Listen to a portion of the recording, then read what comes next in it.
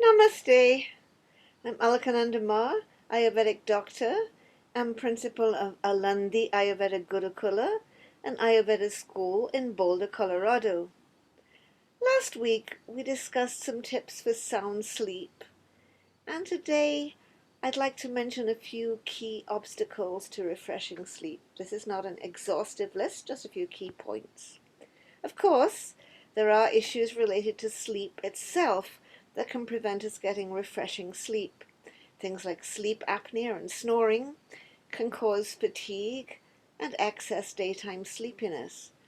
So if your partner hears you making funny noises in the night, which might be signs of sleep apnea, or if you find you're falling asleep watching television or reading, it might be a good idea to get a sleep study. But there are many reasons why we can't sleep or don't sleep well that are actually not sleep related. An important one is pain. Pain can prevent us getting a good night's sleep.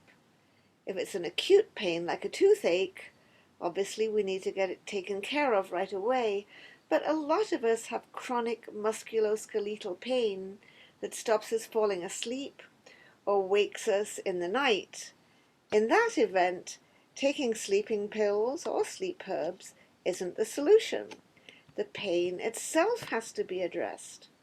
See a physical therapist or yoga therapist and check with your Ayurvedic practitioner about herbs, oils, and salves to alleviate your pain so you can sleep better. Stress and anxiety also can interfere with sleep. And in this event, again, it's more important to address the source than to take things to make you go to sleep. If the problem you're stressed out about can be solved, make efforts to solve it. If your whole life is just too stressful, remember that sleep is vital to health and well-being. So you'd be well advised to make some changes so your life will be a little easier. If it's a problem that doesn't seem to have a solution, then it's important to learn to live with it a little bit more comfortably by using stress reduction techniques such as yoga, relaxation, and mindfulness.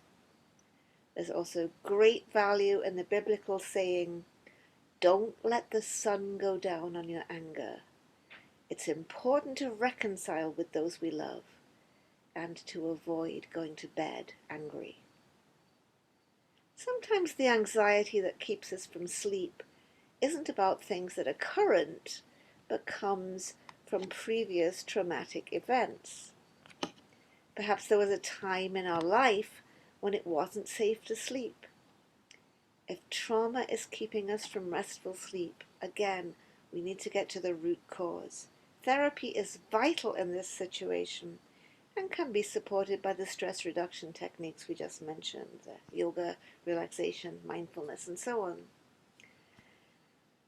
Your Ayurvedic practitioner can also help with herbs that reduce anxiety and help calm the nervous system. In the same vein, mental illnesses such as depression and bipolar can cause sleep disorder. Here, the message is the same. Address the root cause of the sleep problem by pacifying the doshas, taking nervine herbs, and if necessary, getting appropriate medication. Chronic illnesses like ME, chronic fatigue, and long COVID are other important causes of insomnia, circadian rhythm disorder, and unrefreshing sleep. Once again, as well as practicing sleep hygiene by following the tips we mentioned last week, it's important to seek out an Ayurvedic professional to get a comprehensive plan to address these serious and debilitating conditions, which typically are poorly treated or dismissed by the medical establishment.